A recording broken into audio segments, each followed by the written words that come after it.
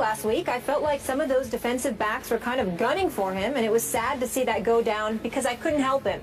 From the line, you can see it as you're running your route, and you're running a vertical route, and you take a peek at the safety before you look at the ball, and you just see him head down trying to spear you. You can see that from a mile away. He's a smart kid. He understands that. But it's just unfair. It kind of made me upset watching it. Now, Cruz missed that game with a calf strain, an injury that's kept him out of practice again on Tuesday. Jag safety Sergio Brown and cornerback Devon House denied those accusations. Antonio Pierce joins us now. Good morning. Morning, morning. Thank you so much for being with us. Yes. Obviously, ODB lit it up last season as a rookie, became a household name, but let's put him on the hook here. How difficult is this season going to be for ODB? First of all, you're on a Madden cover as a second-year player. You go to New York City and you take away all the shine from Victor Cruz, Eli Manning, the Jets, and everybody else, and you're the biggest star. And you did that in 12 games. And all offseason, all we had to do is watch that catch. Now I'm talking about I'm a defensive player, right? I'm looking on the outside. And I'm tired of hearing about that. Sure. You know, I'm tired of seeing you do the whip. I'm tired of you see doing all your dance moves. You know, I dealt with that a little bit when we played Chad Johnson and Terrell Owens. You wanted to take those guys out. And I mean that in the sense you wanted to physically harm them. You want to say, you know what? I'm tired of seeing your antics. I'm tired of seeing that. You respect him as a football player, but you know, skill-wise, you probably can't match up with him. But what you can take advantage of is being physical and get in his head.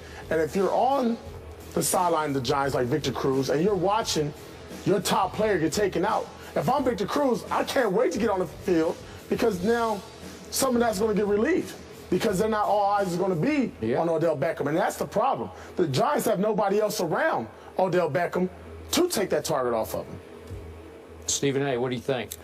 Well, listen, first of all, let's give the players for the Jaguars the benefit of the doubt. When you have an accusation levied against you, if they say that it wasn't true, that that's not what they were doing, we don't have to take their words. I'm going to choose to take their words for it.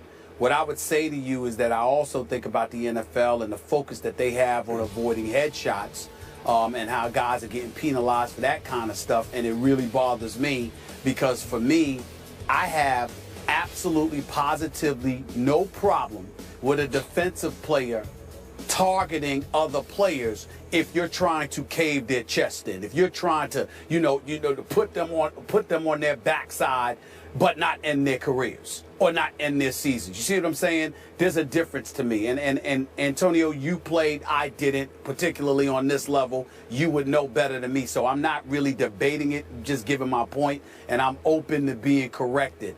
All I'm saying is the word spear, when I think about that, I think about guys targeting low. And I think there's no excuse for that. That's one of the problems that I have with the NFL. The NFL, obviously, as always, are thinking about themselves and not the health of their players, because when they talk about these guys and focusing on concussion issues, to transfer that to encouraging guys to go so low, where they're taking out your knees, that really, really concerns me. And I don't care what anybody say. If you ask a guy, where would he rather get hit? He'd rather get knocked upside his head than have his knees and his legs taken out from under him. I just wish the NFL focused on low just as much as they focus on high.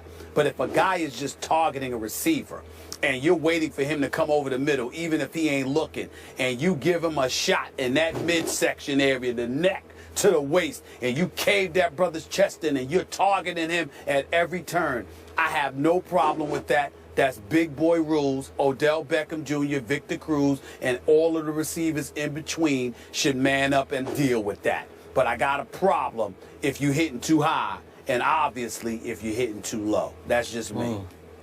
I want to go back and expand upon Antonio's early strong points that you made. This is New York City, and this young man, off one all-time great catch, just was launched into the biggest, brightest spotlight maybe on earth. He's gotten, 4 different national TV commercials out of it after his rookie year, in which, as you point out, he only played 12 games. I think it's going to be a struggle for him this year. I think he's going to have to get his feet back on the ground and figure out how this game works, because he's not just going to be targeted by Eli Manning, as you said, and I don't mean this in a dirty way. He's going to be a target of every secondary and every linebacking core. They just are. He talks big. One DB told me in the offseason, he's a big trash talk. He really likes to talk because he really likes to back it up. But you know how that works. Yep. You better be able to back it up. So I think he's in for a little bit of a struggle this year, a grind. Hey, guys, the only thing I want to add is this. The catch was sensational. But this guy in 12 games did more than catch one pass. 91 receptions, 1,305 yards in 12 games. That's not one reception. That's a brother that came onto the scene and has proven he can ball. And you're going to have to deal with him because he's clearly capable of dealing with you. Odell Beckham Jr. is a big-time young receiver, and he's put the NFL world on notice that he has arrived. Now they're dealing with him. But it ain't because of one catch. The one catch may have helped him get the endorsements, but it's also the other 90 catches had a lot to do with it in the 1,305 receiving yards in your rookie year in 12 games, 4 games shy of a full season. You know how many yards this brother could have accumulated over the course of 4 games? I can't ignore that. One thing about football, regardless of who you are, you can be a Hall of Famer, greatest of all time. It will humble you. It will humble you. Somebody will humble you. And you just got to understand that. It's going to happen at some point.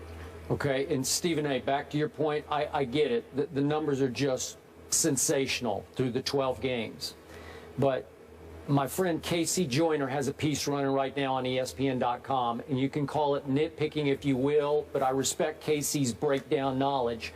And he's predicting that Odell will struggle this year, and it's too complicated for me to go through all the metrics that he uses, but he's making the case that Miles Austin had one sensational big year.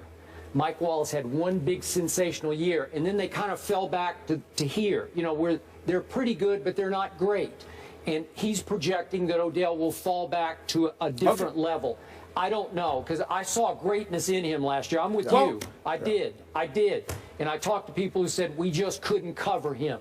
We could not deal with him. But here's the question for both of you. What's wrong with being very good on an NFL level? I understand that he may not be as great as he's projecting or other folks are projecting he may be. We'll see. But what's wrong with being very good? There's a lot of dudes in the NFL who are not very good. He happens to be somebody that we're debating greatness or very good about. With Eli Manning as his quarterback, with Ruben Randall and Victor Cruz as his sidekick or him being their sidekick. That's not a bad scenario to be in.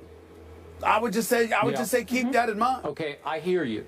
But we did have Odell on this show, and I found him to be off camera, a humble kid and a little bit of a sensitive kid, and I mean that in a good way.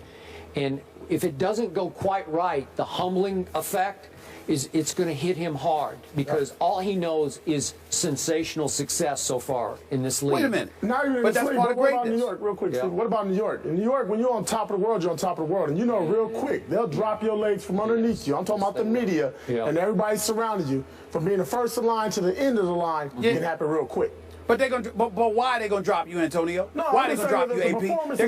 Only if your performance is not up to play. That's my point. Yeah. They're gonna drop you if your performance is worthy of you being dropped. Yep. So the bottom line is he's got to go out and ball. He knows that.